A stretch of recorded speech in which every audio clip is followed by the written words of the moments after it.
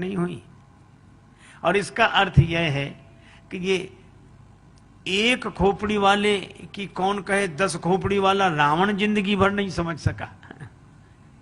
और ये खोपड़ी वाले तो भक्ति का हरण करते हैं, भक्ति इनके यहां प्रकट नहीं होती।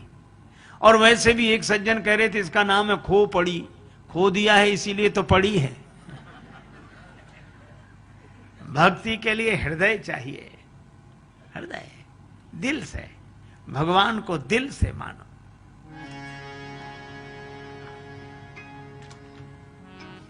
जनक जी ने ठहरा दिया श्री राम जी को मुनि मंडली के संग, लेकिन लखन हृदय लालसा बिसेखी, लखन हृदय लालसा बिसेखी, लखन हृदय लालसा। जाय जनकपुर आइए, देखी लखन हृदय लालसा। बिसेखी, लखन हृदय लालसा।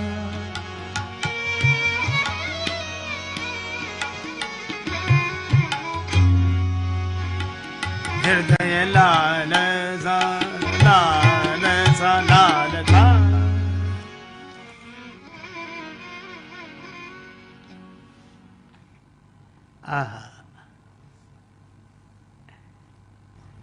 श्री लक्ष्मण जी के मन में बड़ी लालसा है नगर दर्शन की। पर एक अद्भुत बात, लक्ष्मण जी ने कहा नहीं।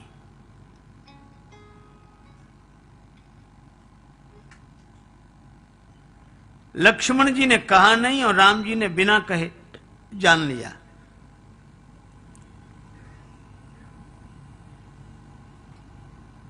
प्रीतम को पतियां लिखूं जो कहूं हो ये विदेश, तन में मन में प्राण में तासों कौन संदेश।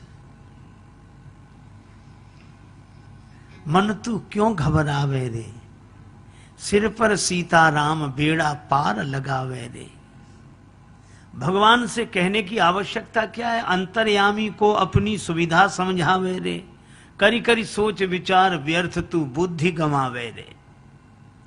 पाप पीछले सोच सोच कर क्या पछतावे रे, ऐसो दीन दयालु चित्त में एक न लावे रे। भगवान ऐसे दीन दयालु हैं, शरणागत को अपना लेते हैं। तो हम भगवान को खोजने कहां जाएं, कहीं मिलते ही नहीं हैं। तुम्हें खोजने जाने की आवश्यकता क्या है? भगवान को खोजने मत जाओ, भगवान के बन जाओ। कैसे कि जैसे कन्या वर के प्रति समर्पित हो जाती है, खोजने नहीं जाती।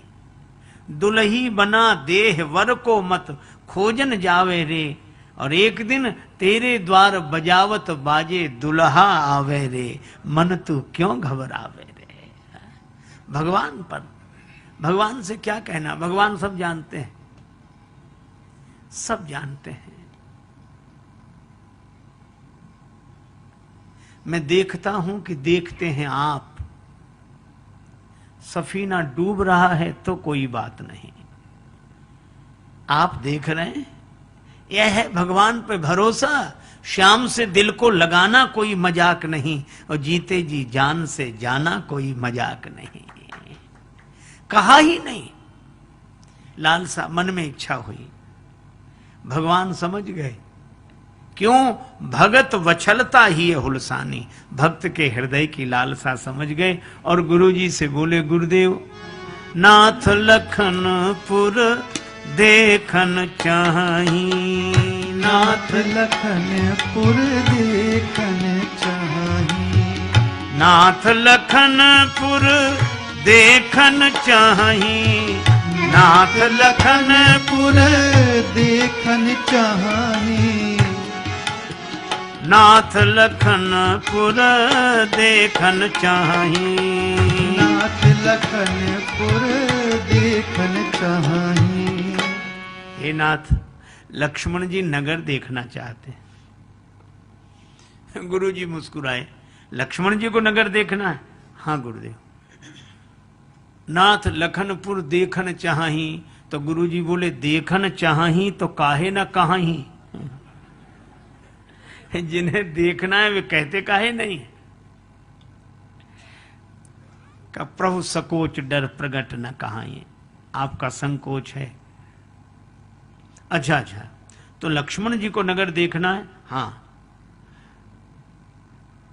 विश्वामित्र जी बोले महाराज जनक के अनेक सेवक घूम रहे हैं, 4 को बुला लेते हैं, उनसे कहेंगे जाओ लक्ष्मण जी को नगर दिखा ला।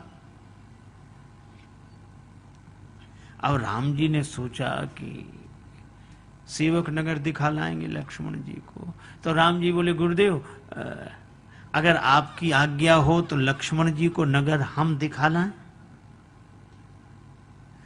विश्वामित्र जी बोले राम जी आप पहले जनकपुर आए हैं, आपने कभी जनकपुर पहले देखा है? राम जी बोले ना आए ना देखा। जब आपने नहीं देखा तो इन्हें क्या दिखा लाओगे? जब देखा ही नहीं तो इन्हें क्या दिखा लाओगे? तो कहा नहीं, दिखाएंगे तो महाराज जनक के सेवक ही,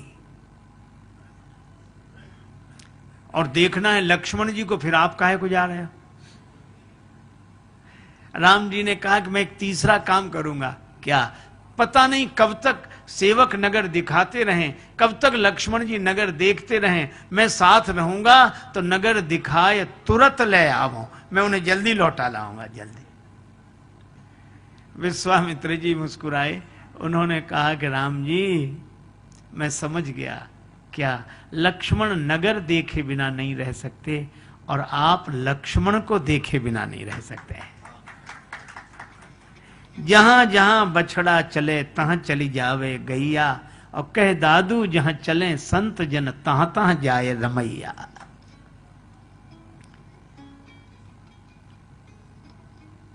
एक भगवान भक्तवत्सल हैं, इसलिए भक्त के बिना नहीं रह पा रहे। अच्छा, एक और अर्थ भी है। ये हम लोग ऐसे सोचें कि दिखाते नगर हैं सेवक, अगर विचार करें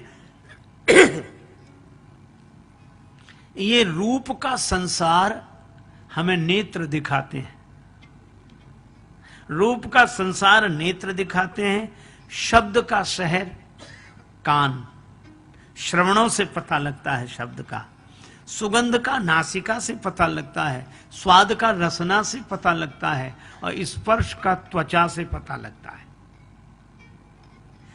अच्छा देखो, अगर नेत्र न होते तो हम रूप न देख पाते, कान न होते तो हम शब्द न सुन पाते, रस नासिका न होती तो हम सुगंध न ले पाते, और रसना न होती तो स्वाद नहीं ले पाते, और त्वचा न होती तो स्पर्श का पता ही न लगता।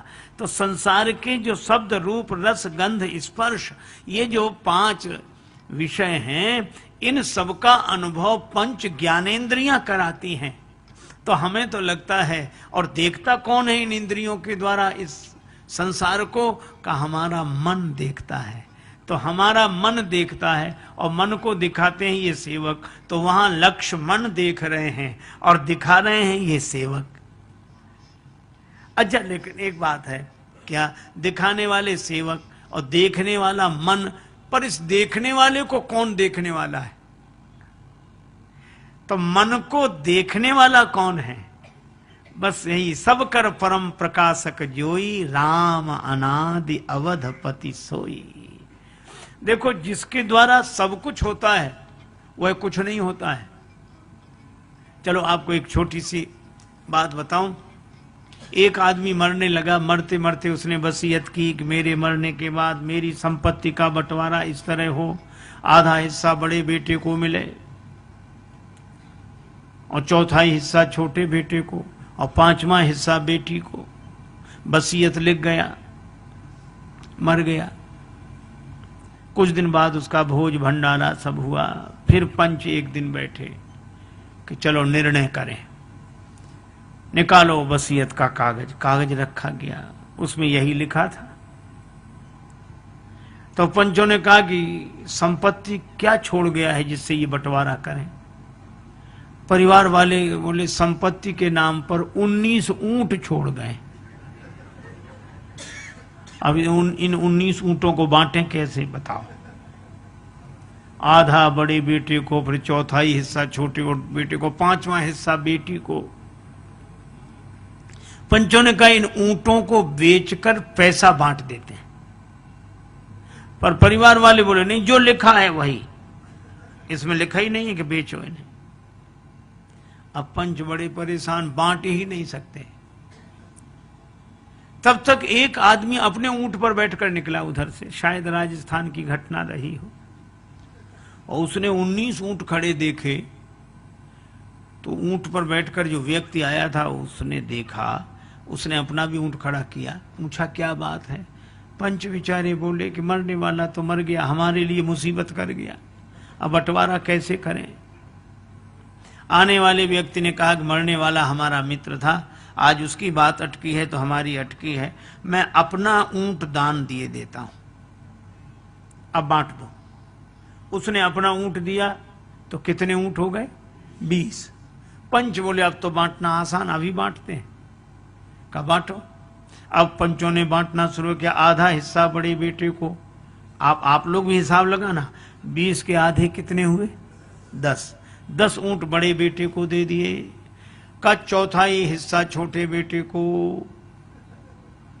तो 20 का चौथाई हिस्सा 5 छोटे बेटे को, 10 5 15, और 5वां हिस्सा बेटी को, 20 का 5वां हिस्सा 4 बेटी को, 10 5 15 4 19 ऊंट बट गए। 20वां ऊंट वाला बोला हमारा हमको दे दो, तुम्हारा बंटवारा।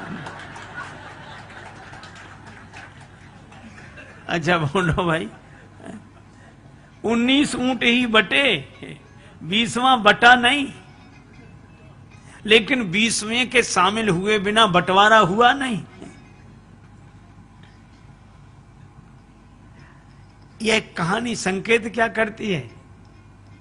5 तत्व, 5 ज्ञानेंद्रियां, 5 कर्मेंद्रियां, कितने हो गए? 15, और 4 अंतःकरण, मन बुद्धि चित्त अहंकार, ये पूरे 19 हैं। पर इनके द्वारा कुछ हो नहीं पाता। कब तक? जब तक वह परम सत्ता अपना सहयोग न करे, और उसकी उपस्थिति ही सहयोग है, और उसके कारण ये सारी इंद्रियां काम करने लगती हैं।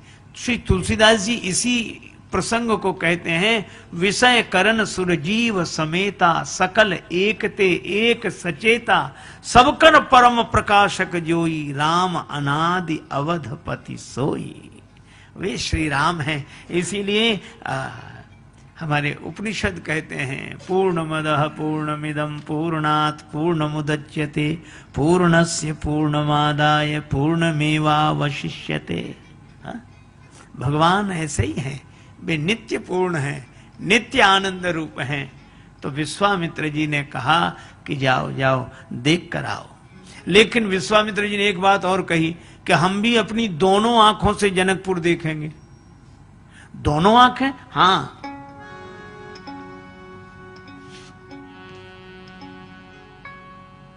ये तुम दोनों भाई मेरी दोनों आंखें हो,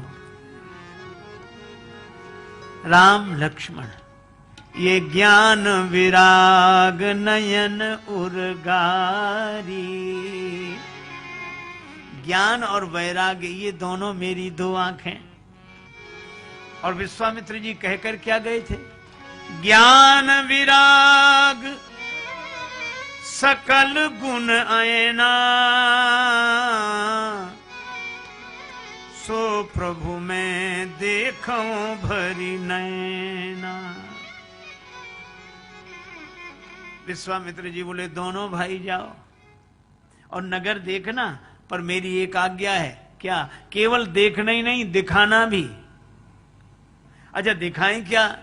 जाई देखी आवहु नगर, सुख निधान दो भाई, करहु सुफल सबके नयन, सुंदर बदन दिखाए।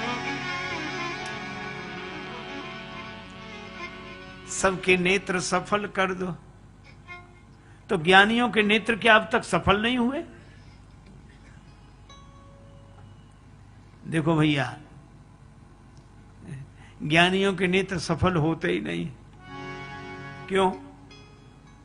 वे तो कहते हैं गो गोचर जहां लगी मन जाई, सो सब माया जानहु भाई। ये सब माया है और माया मिथ्या है। तो क्या नेत्र मिथ्या को देखने के लिए मिले हैं?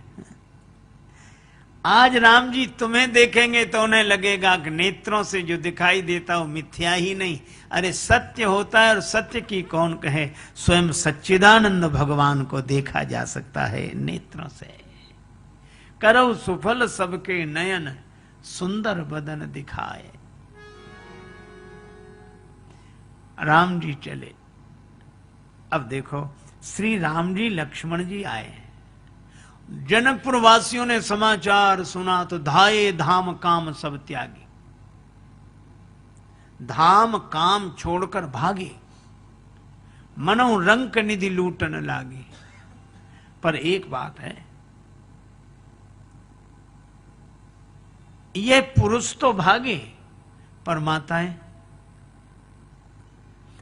नहीं। माताएं भवन के झरोखे से झांकती हैं। यह मर्यादा पुरुषोत्तम श्री राम जी का चरित्र है। माताएं भी भगवान का दर्शन तो करेंगी, पर मर्यादा के भवन में रहकर भाव के झरोखे से झांककर भगवान का दर्शन करेंगी। अच्छा, एक और अद्भुत बात है, माताएं भगवान तक चलकर नहीं आ सकती। तो लक्ष्मण जी ने यही सोचा कि जो भगवान तक चलकर आए वे तो भगवान को पाएं, लेकिन जो भगवान तक चलकर नहीं आ सकते, भगवान चलकर उन तक जाएं, यही हमारी भावना है। और भगवान दर्शन देने आए। राम बिहरे जनकपुर की खोरन में, राम बिहरे जनकपुर की खोरन में, राम बिहरे जनकपुर की खोरन में। राम बिहरे जनकपुर की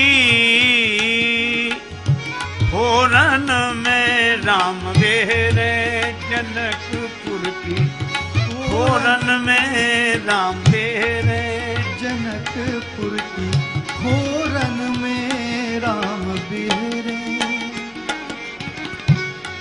घूमती युवती झांके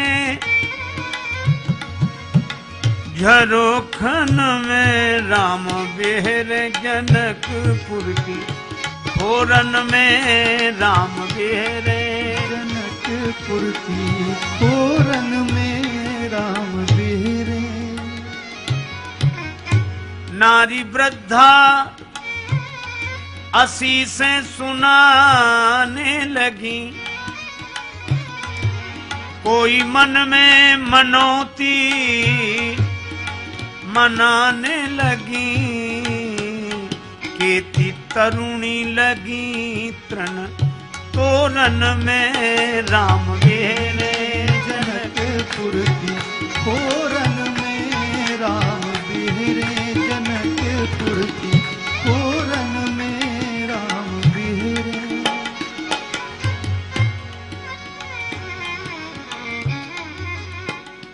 सांवरे गोरे सुंदर दो सुकुमार है,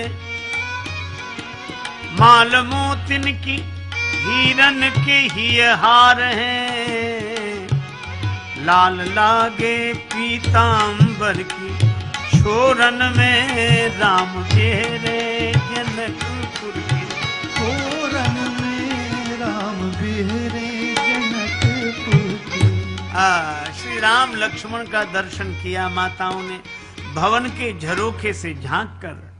वे कहती हैं, आहा कैसी सुंदर है, सोने को गुमान गयो गोरे को बिलो की सखी, सोने को गुमान गयो गोरे को बिलो की सखी, सांवरे को देख नील कमल लजाए हैं, भूपति राजेश मिथिलेश के बुलाई बे पे, युगल कुमार संग कौशिक जू लाए हैं, हेरत हजारन के हियरा हरन किए, लाखन के लोचन चितई के चुराए हैं। दौरी दौरी मिथिला की आली कहें, आपस में चित्त को समारोरी पुरी में चोर आए हैं। भगवान विश्व विलोचन चोर। एक बार एक सज्जन कहने लगे, भगवान श्री कृष्ण रात को आए, श्री राम जी दिन को आए। तो एक दूसरे भक्त बड़े विनोदी स्वभाव के थे, कहने लगे हमारे श्री कृष्ण रात्रि को आए। तो वो तुरंत होने लगे,